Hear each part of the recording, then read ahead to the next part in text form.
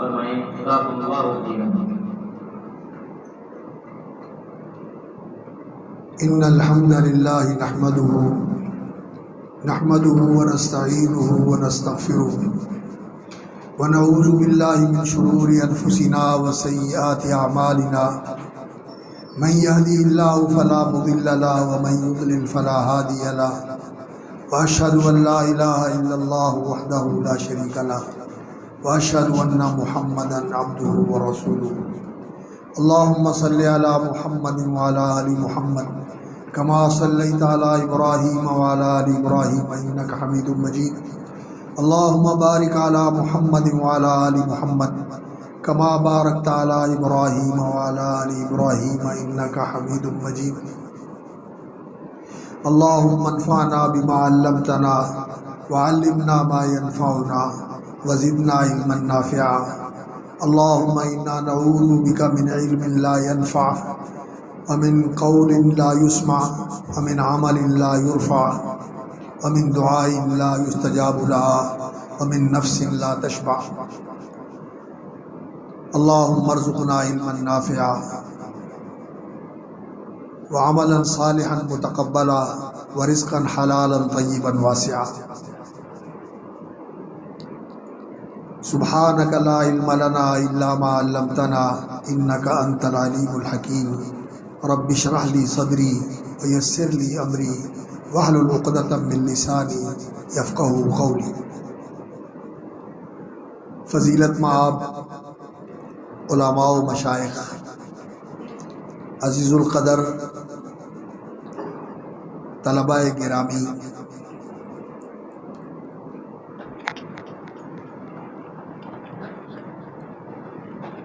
عزیز القدر طلباء گرامی منزلت اور عزت مآب حاضرین، حضرات و خواتین، سامعین کرام، یہ کتاب جو اس وقت ہمارے سامنے زیر درس ہے، زیر مطالعہ ہے، یہ الاصول الثلاثہ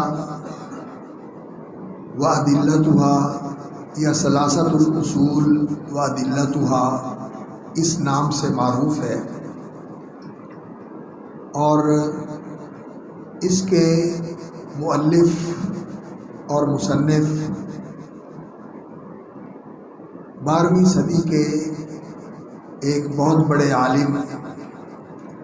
اور اپنے زمانے کے مجدد اور بہت بڑے داعی حق، جن کی تجدیدی اور اصلاحی کوششوں کو اللہ رب العزت نے بہت برکت عطا فرمائی، اور وہ دین جو رسول اکرم صلی اللہ علیہ وسلم لے کر آئے تھے اور اللہ نے آپ کی ذات گرامی پر اسے مکمل فرمایا، اس کا معلم اور اس کا مبلغ اور اس کا عملی مبین اور ممثل رسول اکرم صلی اللہ علیہ وسلم کو بنایا تھا۔ وقت گزرنے کے ساتھ جزیرۃ العرب کے اندر جس طرح پوری دنیا میں دین کے اوپر ایسے ادوار آ جاتے ہیں، اپنے ماننے والوں میں وہ دین کے جو اصول ہوتے ہیں وہ فراموش کر دیے جاتے ہیں، اور جو اس کے حقیقی مظاہر ہوتے ہیں وہ مٹنے شروع ہو جاتے ہیں، اور دین صرف رسوم و رواج کا نام رہ جاتا ہے، اور دین کے ماننے والوں میں بعض ایسی چیزیں معروف اور معمول ہو جاتی ہیں، معمول بن جاتی ہیں کہ جن کی دین نے قطعا نفی کی ہوتی ہے، وہ چیزیں لوگوں کے اندر آ جاتی ہیں دین کے نام کے اوپر۔ یہ دین کی غربت کا زمانہ ہوتا ہے جب دین اپنوں میں اجنبی اور پردیسی بن جاتا ہے، اپنوں میں دین بیگانہ ہو جاتا ہے اور اس کے جاننے اور پہچاننے والے تھوڑے ہو جاتے ہیں، باوجود اس کے کہ وہ اس سے نسبت رکھتے ہیں۔ تو ایسا ہی یہ دور تھا 12ویں صدی کا۔ 1115 میں نجد کے علاقے میں اوینا بستی کے اندر ان کی ولادت ہوئی۔ ان کا نام تھا محمد ابن عبد الوہاب ابن سلیمان التمیمی۔ یہ بنو تمیم قبیلے سے تعلق رکھتے تھے اور خالص عرب قبیلہ تھا یہ۔ اور بنو تمیم اس قبیلے کے بارے میں خاص طور پر رسول اکرم صلی اللہ علیہ وسلم سے یہ منقول ہے کہ اس قبیلے کے لوگ دجال کے اوپر بڑے سخت اور بڑے بھاری ثابت ہوئے۔ دجال ویسے تو ہر زمانے میں دجال ہوتے ہیں جو دین کے معاملے میں لوگوں کو دھوکہ اور فریب دیتے ہیں، نام دین کا لیتے ہیں لیکن دین سے لوگوں کو دور کرتے ہیں۔ ایسے دجال ہر زمانے میں ہوتے ہیں، اسی لیے ہر نبی نے دجال کے فتنے سے لوگوں کو ڈرایا ہے۔ حالانکہ وہ دجال اکبر تو آخر زمانے میں آنے والا ہے، لیکن اس کے فتنے سے ڈرایا ہے کہ اس کا فتنہ ہر دور میں رہتا ہے۔ ہر دور میں دجل کا معنی ہوتا ہے دھوکہ دینا، فریب دینا، اس طرح کہ دوسرے کو معلوم نہ ہو سکے، دوسرے کو پتہ نہ چلے، اس کو دھوکے اور فریب کے اندر گمراہ کر دیں، دھوکہ دے کر فریب دے کر اس کو گمراہ کر دیں۔ تو دجال کے فتنے سے ہر نبی نے ڈرایا ہے اور رسول اکرم صلی اللہ علیہ وسلم نے اس سے ڈرایا بھی، اور رسول اکرم صلی اللہ علیہ وسلم نے اس کے فتنے سے پناہ مانگنے کی تلقین بھی فرمائی کہ ہر نماز کے اندر جن چیزوں کی نبی صلی اللہ علیہ وسلم نے تعلیم دی کہ ان سے اللہ کی پناہ مانگنی چاہیے، قبر کا عذاب، جہنم کا عذاب، مسیح الدجال کا فتنہ، اور زندگی اور موت کا فتنہ، اور ماتم اور مغرب کہ انسان قرض کے نیچے آ جائے اور گناہ میں مبتلا ہو جائے، انسان چٹیوں اور توانوں میں پڑ جائے اور گناہوں کے اندر مبتلا ہو جائے، اس فتنے سے پناہ مانگنے کی نبی صلی اللہ علیہ وسلم نے تلقین فرمائی۔ تو نبی صلی اللہ علیہ وسلم نے بنو تمیم کے بارے میں یہ فرمایا کہ یہ دجال پر بڑے سخت ہوں گے۔ مطلب کیا ہے کہ یہ اس کے فتنے کا مقابلہ کرنے والے ہوں گے اور اس فتنے کی سرکوبی کرنے والے ہوں گے اور دین کے اوپر استقامت اختیار کرنے والے لوگ ہوں گے۔ اسی قبیلے سے یہ عالم پیدا ہوئے اور یہ ایک علمی خاندان کے چشم چراغ تھے۔ ان کے دادا سلیمان وہ بھی اپنے وقت کے بہت بڑے عالم تھے، اور ان کے والد عبد الوہاب، بلکہ ان کے دادا قاضی بھی تھے، اور ان کے والد عبد الوہاب بھی اپنے وقت کے بہت بڑے حنبلی مذہب کے عالم تھے، اور یہ خود بڑے ذہین تھے۔ 10 سال کی عمر سے پہلے انہوں نے قرآن حفظ کر لیا اور بہت سارے علمی متون جو علمی کتابیں ہیں وہ حفظ کرنا شروع کر دیا، اور پھر انہوں نے نجد کے اندر علماء سے علم حاصل کیا، حرمین میں آ کے علم حاصل کیا، اور ایک سندھ کے علاقے کے عالم تھے علامہ محمد حیات سندھی رحمۃ اللہ علیہ، ان سے بھی انہوں نے حدیث کا علم حاصل کیا، اور عراق کے علاقے میں بھی گئے، بصرے بغداد میں، وہاں جا کر بھی علم حاصل کرتے رہے، اور اللہ رب العزت نے ان کو لمبی عمر دی، اور اللہ رب العزت نے خاص ان کو یہ توفیق عطا فرمائی کہ انہوں نے شیخین علامہ ابن قیم رحمۃ اللہ علیہ جو اپنے زمانے کے مجدد تھے، اور اللہ نے ان کے ذریعے اس دین کو نکھارا، اور اس دین کی جو اصل صورت ہے اس کو اللہ رب العزت نے مصفح اور مجلہ کر کے ابن تیمیہ رحمۃ اللہ علیہ کی کوششوں سے اللہ رب العزت نے محفوظ فرما دیا۔ ان کی کتابوں کا مطالعہ کیا، اسی طرح امام ابن قیم رحمۃ اللہ علیہ جو امام ابن تیمیہ کے شاگرد تھے اور ان کے خصوصی مصاحبین میں سے تھے، ان کے لٹریچر کا بھی انہوں نے مطالعہ کیا، اور ان کا طریقہ یہ تھا کہ جو کوئی اچھی چیز ہوتی اسے لکھ لیتے، محفوظ کر لیتے، اور اس طرح کی جو مفید چیزیں ہوتی تھیں یہ محفوظ بھی کرتے تھے اور خود بھی لکھتے رہتے تھے، اور تعلیم، دعوت، تربیت، تبلیغ، اصلاح، ان سارے میدانوں میں اللہ رب العزت نے ان کو کام کرنے کی توفیق عطا فرمائی۔ اور مزید اللہ رب العزت کا فضل یہ ہوا کہ محمد بن سعود جو ایک حاکم تھے نجد کے علاقے میں، اللہ رب العزت نے ان کو توفیق عطا فرمائی کہ وہ ان کی دعوت سے متاثر ہوئے اور وہ ان کے ساتھی بن گئے، اور جب دین کا علم اور دین کی محبت اور اس کے ساتھ اللہ رب العزت حکومت اور سلطنت بھی نصیب فرما دے تو پھر دین کو بڑا فروغ ملتا ہے۔ تو یہ بہت بڑے عالم تھے، اور یہ خالص دین جو کتاب و سنت سے معلوم ہوتا ہے اس دین کو زندہ کرنے کے لیے کوشاں تھے، تعلیم، تربیت، تبلیغ اور تلقین کے ساتھ۔ تو اللہ رب العزت نے ان کو امام محمد بن سعود جیسا بہترین ساتھی عطا فرما دیا جو آل سعود کے بڑے جد امجد تھے۔ تو انہوں نے کہا کہ آپ جو دین کی تعلیمات ہیں اس کے نفاذ کے لیے اور اس کو زیادہ پھیلانے کے لیے جو آپ کرنا چاہتے ہیں کریں، ہم آپ کو پوری طرح مضبوط کریں گے، آپ کی تائید کریں گے اور آپ کے ساتھ ہم دست و بازو بنیں گے۔ تو ان دونوں بزرگوں کی معاونت سے اور ان کے مشارکت سے اللہ رب العزت نے اس دعوت کو بڑی قوت عطا فرمائی۔ امتحان بھی آئے اور مخالفت بھی ہوئی، بالخصوص ایسے لوگ جو ایسے دین کو زیادہ پسند کرتے ہیں جو ان کی خواہشات کو تحفظ دے اور جس کی سرپرستی میں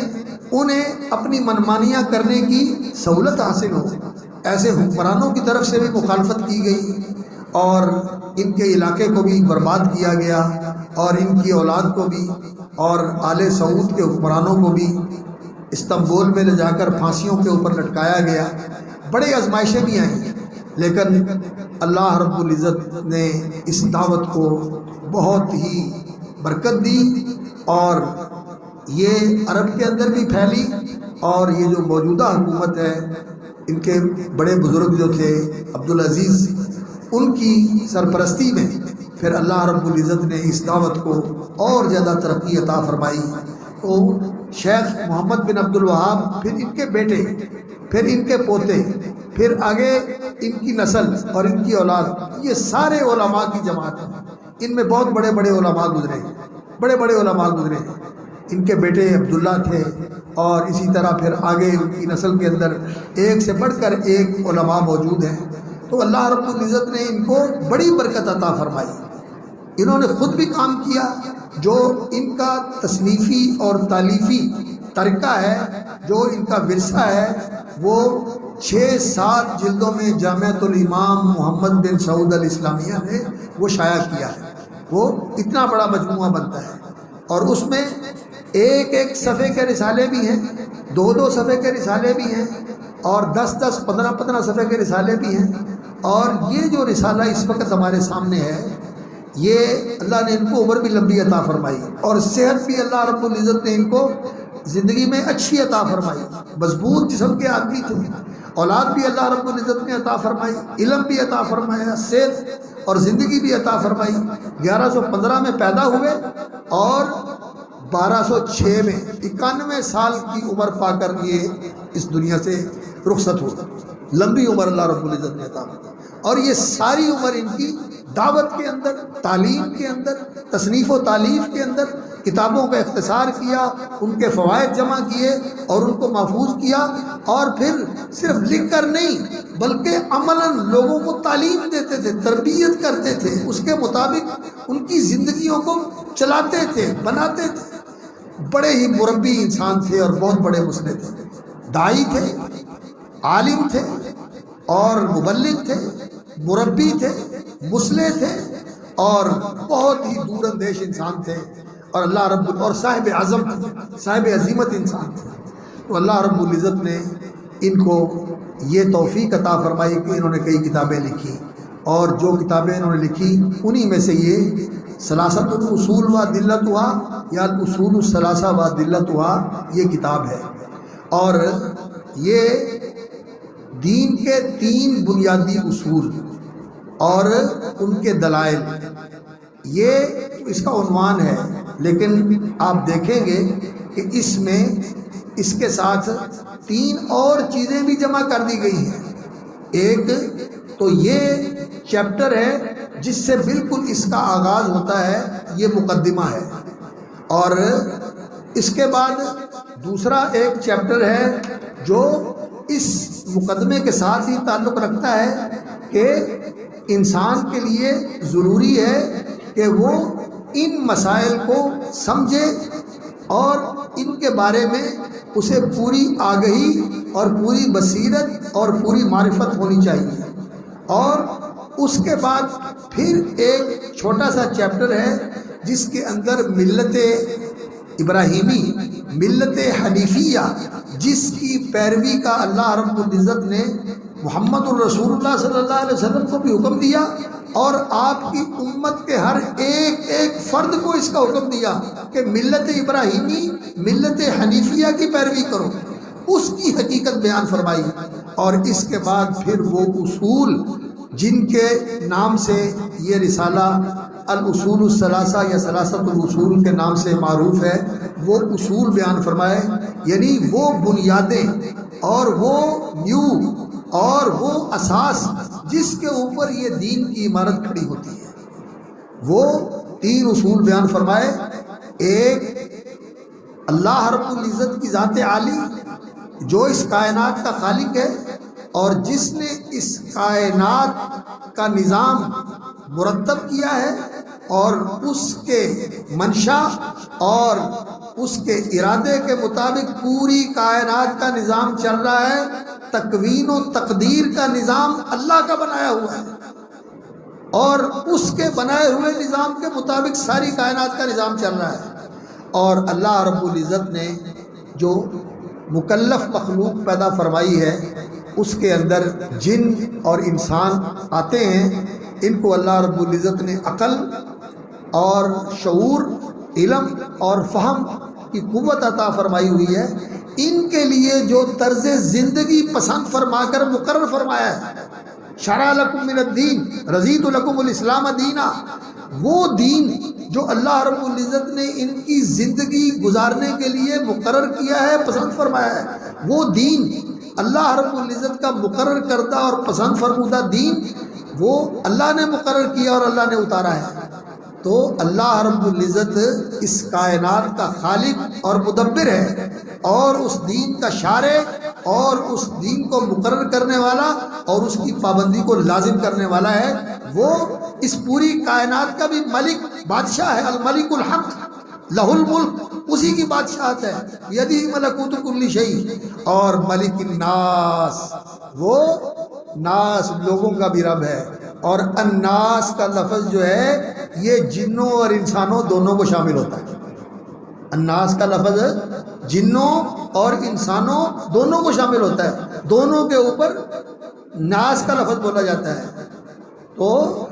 قل اعوذ برب الناس ملک الناس الہ الناس من شر الوسواس الخناس الذی یوسوس فی صدور الناس، جو لوگوں کے سینوں میں وسوسے ڈالتا ہے۔ یہ وسوسہ اندازی جو ہے یہ انسانوں کے دلوں میں بھی ہوتی ہے اور جنوں کے دلوں میں بھی ہوتی ہے۔ جنوں میں بھی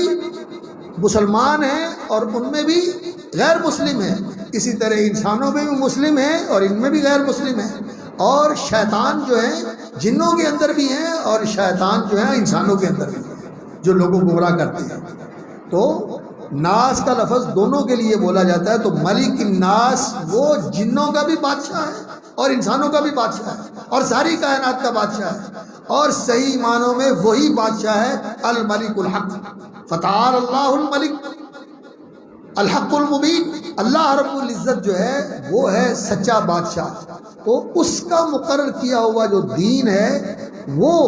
دین جو اللہ رب العزت نے انسانوں کے لیے مقرر کیا، اس کا سب سے پہلا اصل یہ ہے کہ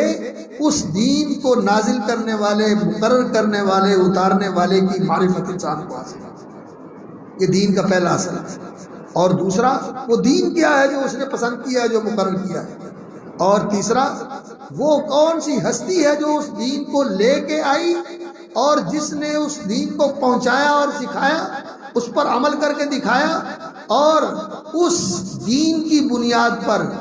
اپنی زندگی ہی نہیں گزاری بلکہ ایک پورا انسانی معاشرہ قائم کر دیا،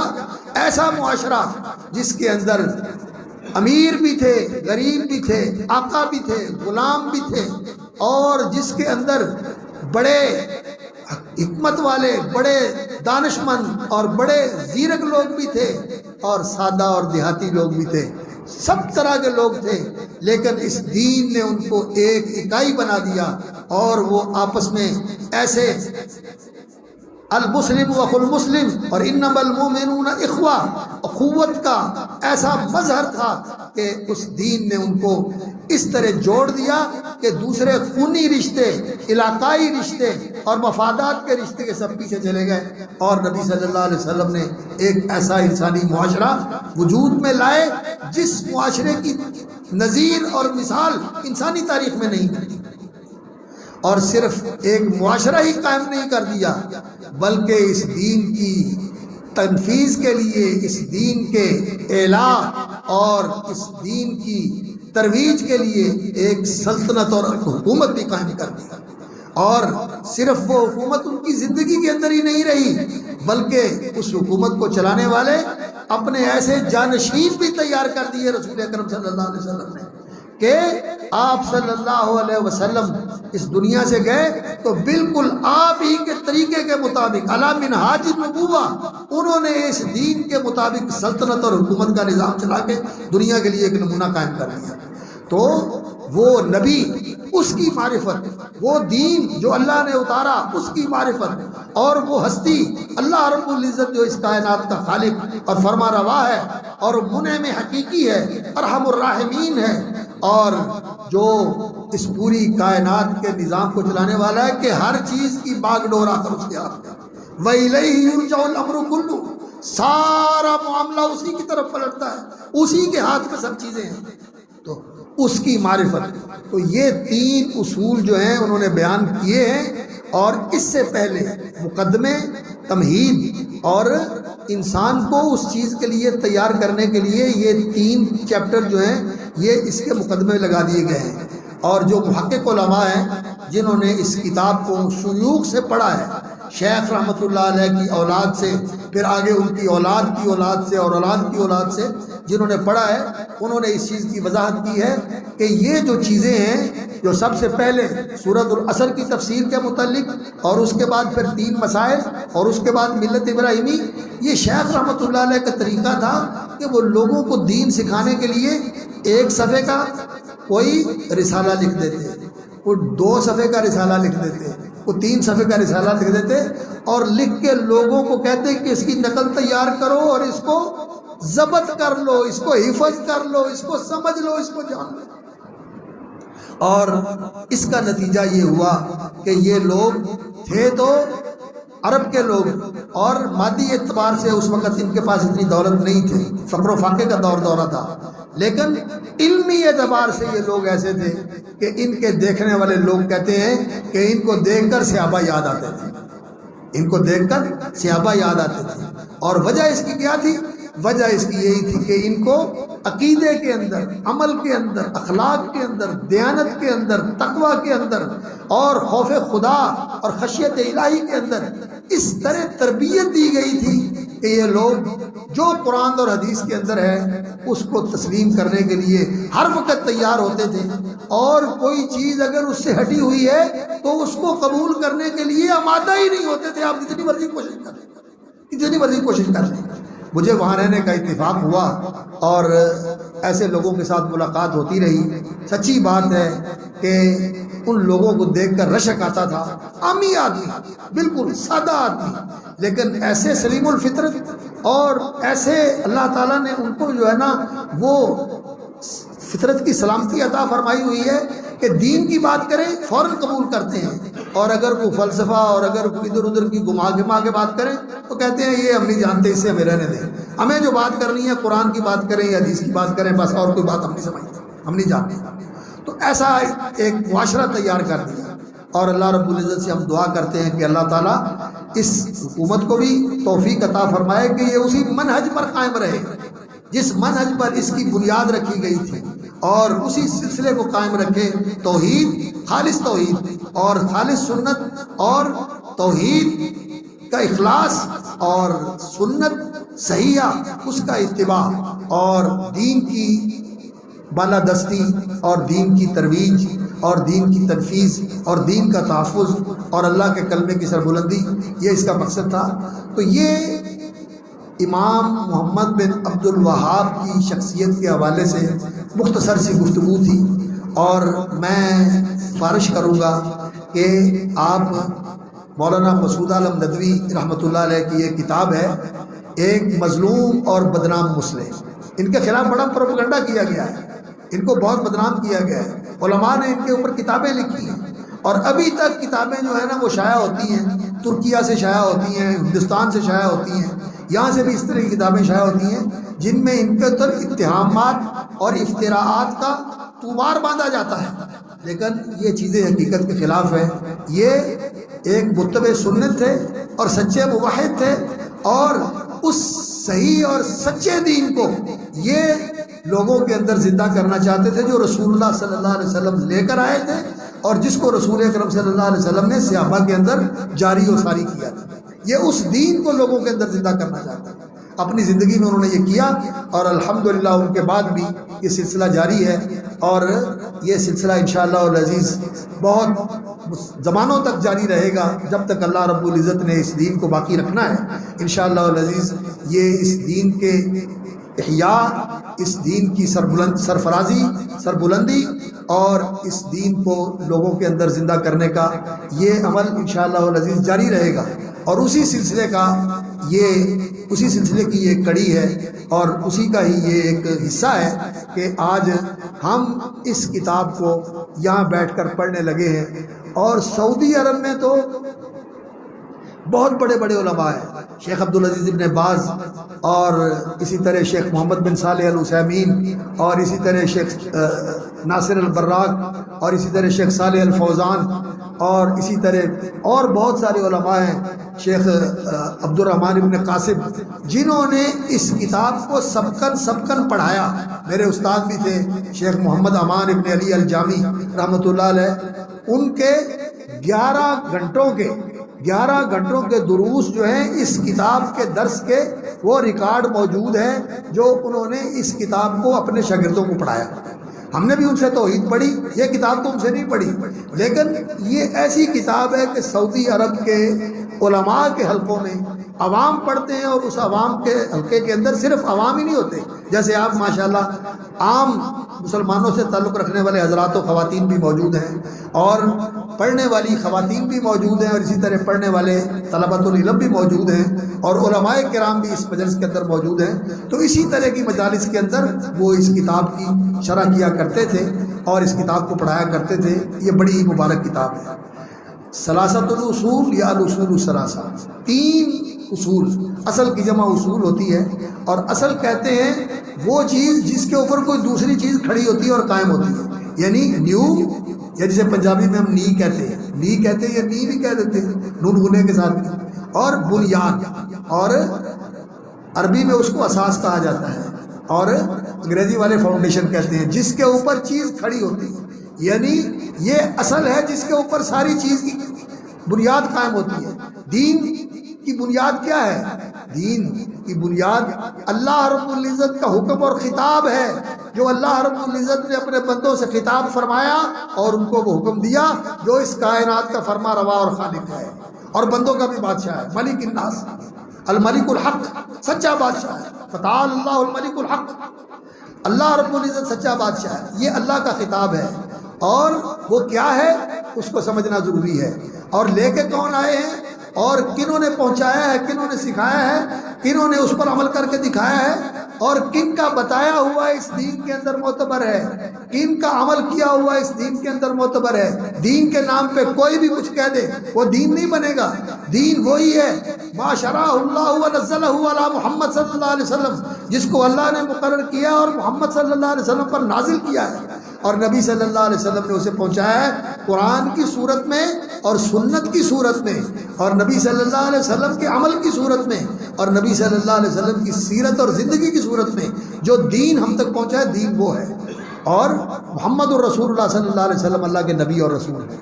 وہ جو کہتے ہیں اللہ کی طرف سے کہتے ہیں، اور جو وہ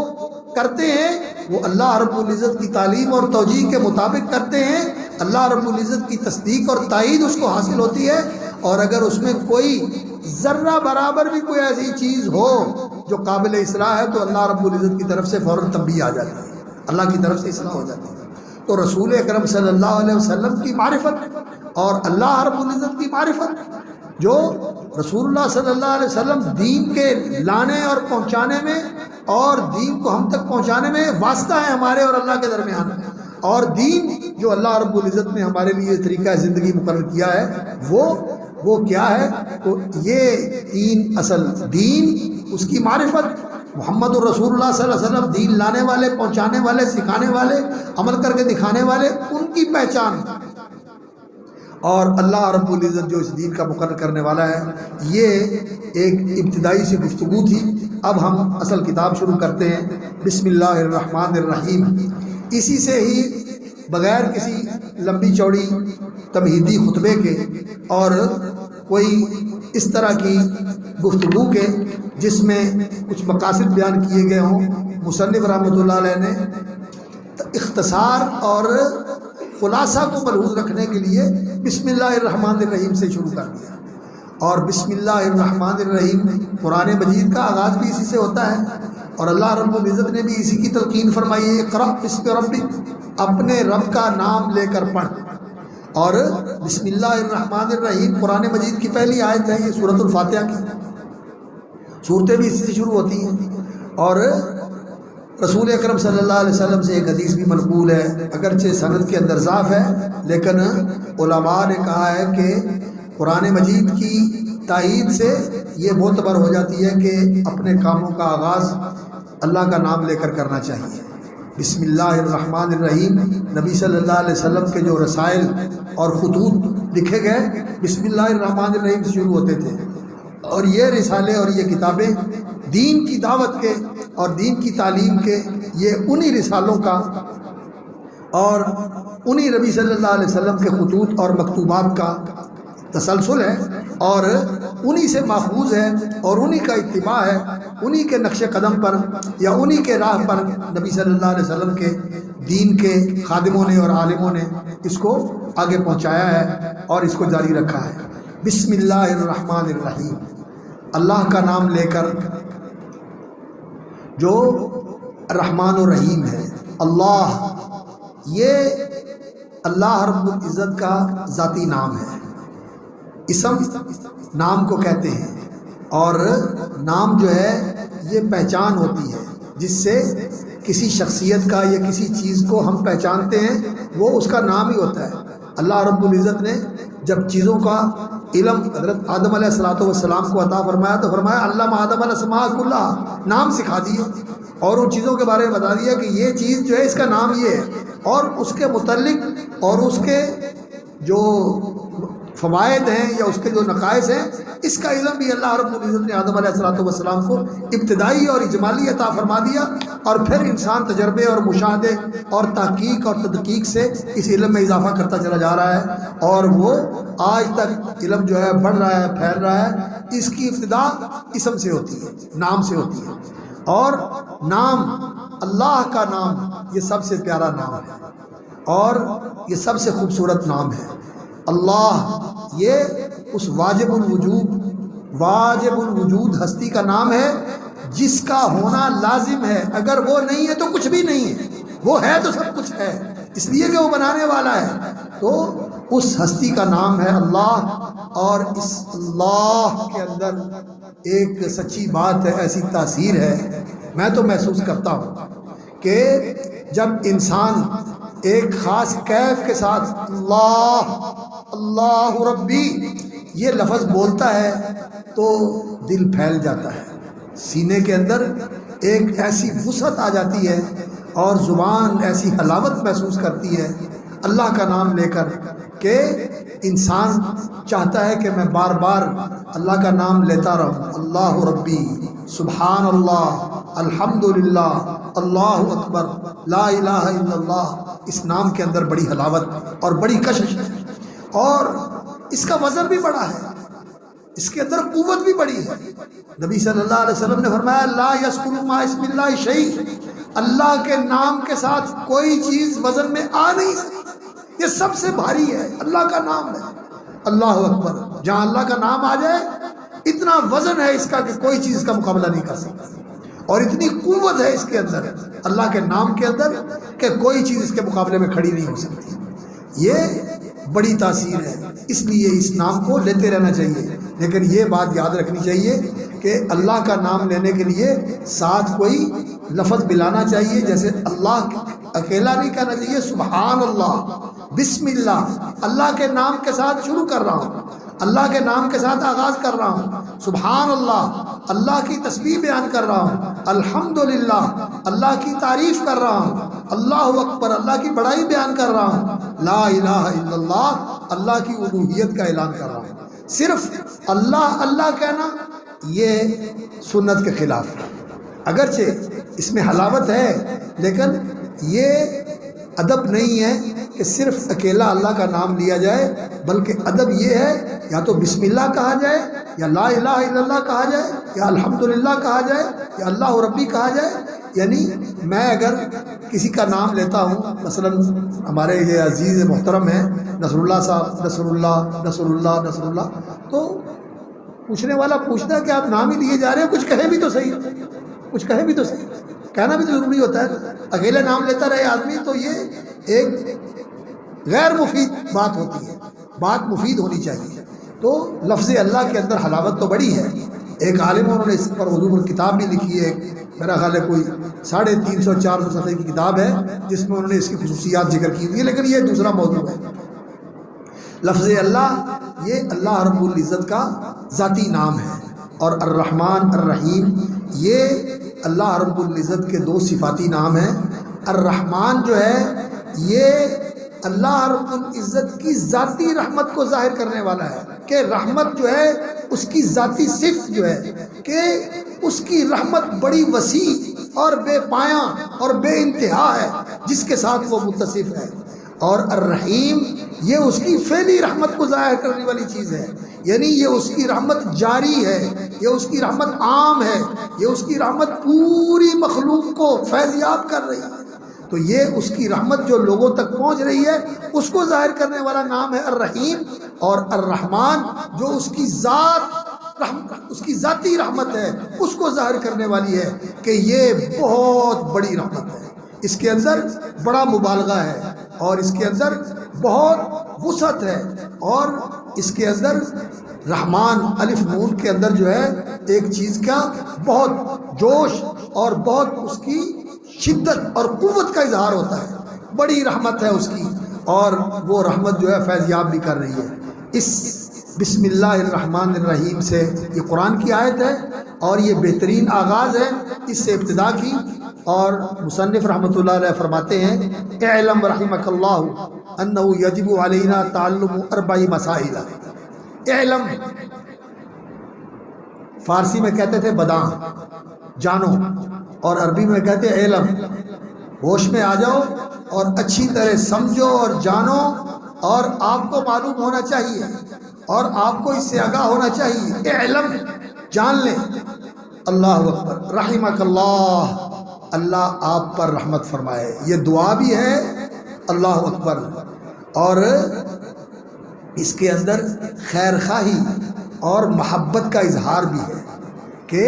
اللہ تعالیٰ آپ کو اپنی رحمتوں سے نواز دے،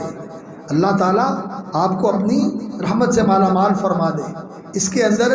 جب اللہ کی رحمت ہوتی ہے تو گناہوں کی بخشش ہو جاتی ہے، جو پچھلے گناہ ہیں اللہ کی رحمت سے معاف ہو جاتے ہیں، اور آئندہ گناہوں سے تحفظ اور گناہوں سے اللہ رب العزت محفوظ فرما لیتے ہیں، گناہوں سے بچا لیتے ہیں۔ تو رحمک اللہ، اللہ آپ پر رحمت فرمائے، جو کمیاں کوتاہیاں ہیں وہ معاف کر دے، آئندہ بھی کمیوں کوتاہیوں سے محفوظ رکھے اور نیکی کے کاموں کی توفیق عطا فرمائے۔ یہ رحمت کی دعا جو ہے، اس سے اللہ اکبر انسان کو سب کچھ مل جاتا ہے، دین بھی، دنیا بھی، آخرت بھی، اور جو کچھ انسان کو چاہیے وہ سب اللہ کی رحمت میں آ جاتا ہے۔ تو یہ بڑی جامع دعا ہے جو انہوں نے اپنے شاگرد کو دی۔ اس سے یہ ظاہر ہوتا ہے کہ استاد کو شاگرد کے لیے کتنا مہربان اور کتنا خیرخواہ ہونا چاہیے۔ انہ یجب علینا تعلم اربع مسائل، یہ ہم پہ لازم ٹھہرتا ہے یا ہمارے لیے ضروری ہے کہ ہم 4 مسائل کو اچھی طرح سمجھ لیں اور جان لیں۔ انہ یجب علینا، اچھی طرح جان لیں 4 مسائل۔ تعلم کا معنی ہوتا ہے کسی چیز کو سیکھنا، اور علم کا معنی کیا ہوتا ہے؟ علم، تعلم، تعلمہ کا معنی ہوتا ہے علم حاصل کرنا، مشقت اٹھا کے، محنت کر کے، اور علامہ کا معنی ہوتا ہے سکھانا، اور علم کا معنی ہوتا ہے جاننا، اور علم کا معنی بھی جاننا ہوتا ہے، علم کا معنی ہے جانو۔ تو علم کیا ہوتا ہے؟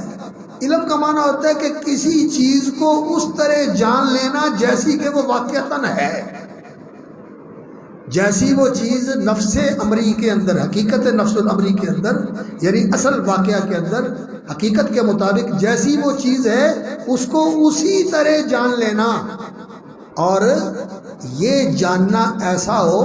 جس کے اندر وثوق اور جزم اور جس کے اندر یقین پایا جاتا ہے، اس کو علم کہا جاتا ہے۔ اگر ڈاما ڈول ہے، پتہ نہیں ایسے ہے، پتہ نہیں ایسے ہے، تو یہ شک ہوتا ہے، اور ذرا سا رجحان ہے، ہو سکتا ہے ایسے ہو، تو یہ ظن ہوتا ہے۔ اور اگر انسان نے ویسے ہی کوئی اس کے بارے میں تصور قائم کر لیا ہے اور وہ حقیقت کے خلاف ہے تو وہم ہوتا ہے، وہم ہوتا ہے۔ تو یہ چیزیں جو ہے نا، عربی زبان کے اندر بڑی باریکی اور لطافت ہے، اس کے اندر شک، ظن، ریب، وہم، تخیل، تصور، یہ سارے الفاظ ہیں، اور علم جو ہے ان کے اندر یہ ایک ایسا لفظ ہے جو کسی چیز کو پوری طرح جان لینا، جس طرح کہ وہ اصل واقعہ کے اندر ہے اس کو اس طرح سمجھ لینا اور مان لینا، اس کے لیے علم کا لفظ استعمال ہوتا ہے۔ 4 مسائل، مسئلہ کی جمع مسائل ہے، اور مسئلہ کہتے ہیں کسی ایسے علمی امر کو جس کی دلیل کے ساتھ اس کو سمجھا جائے اور جانا جائے۔ کوئی معاملہ ہو، اس معاملے کے متعلق اس معاملے کی کیفیت اور اس کی دلیل اور اس کا حکم، یہ ساری چیزیں انسان کے علم میں آ جائیں، یہ مسئلہ ہوتا ہے۔ اور علماء جو ہیں وہ مسائل کے اوپر گفتگو کرتے ہیں کہ مسئلہ کیا ہے اور اس کا حکم کیا ہے اور اس کے دلائل کیا ہے۔ مسئلہ یعنی صورت واقعہ، کوئی حالت اور کیفیت، وہ اس کا تصور کرنا، اور پھر اس کے بعد اس کا حکم جاننا، اور پھر اس کے دلائل جاننا۔ تو یہ مسائل جو ہیں ان کو جاننا اور ان کو سمجھنا ضروری ہوتا ہے۔ المسئلۃ الاولی، پہلا مسئلہ العلم، وہ ہے العلم کہ انسان کو علم سیکھنا چاہیے۔ رسول اکرم صلی اللہ علیہ وسلم کو اللہ رب العزت نے فرمایا وَعَلَّمَكَ مَا لَمْ تَكُنْ تَعْلَمُ، اللہ نے آپ کو وہ سکھایا جو آپ نہیں جانتے تھے۔ اور نبی صلی اللہ علیہ وسلم کے بارے میں فرمایا وَيُعَلِّمُكُم مَا لَمْ تَكُونُوا تَعْلَمُونَ، وہ آپ کو سکھاتے ہیں جو آپ نہیں جانتے تھے۔ اور نبی صلی اللہ علیہ وسلم نے اپنے بارے میں فرمایا بُعِثْتُ مُعَلِّمًا، اللہ رب العزت نے مجھے معلم بنا کر بھیجا ہے۔ تو نبی صلی اللہ علیہ وسلم علم لے کر آئے، نبی صلی اللہ علیہ وسلم علم لے کر آئے ہیں، تو یہ علم جو رسول اکرم صلی اللہ علیہ وسلم لے کر آئے ہیں وہ علم شرعی علم، العلم شرعی علم، وہ کیا ہے؟ وہ شرعی علم جو شریعت کا علم ہے وہ ہے معرفت اللہ، کہ انسان کو اللہ کی پہچان ہو جائے، اللہ کو جان لے، اللہ رب العزت کو جاننا کہ اللہ ہے، وہ ایک اعلی صفات ذات ہے، وہ ایک مقدس وجود ہے، اور وہ ایسا حق ہے جو موجود ہے، اور اس کی حقیقت، اس کی اصلیت، اس کی ماہیت، اس کی کیفیت یہ ہماری عقل سے ماورا ہے، یہ نہیں ہم جانتے۔ ہاں ہم اس کو جانتے اور پہچانتے ہیں اس کے ناموں کے ساتھ۔ اللہ، یہ اللہ کا ذاتی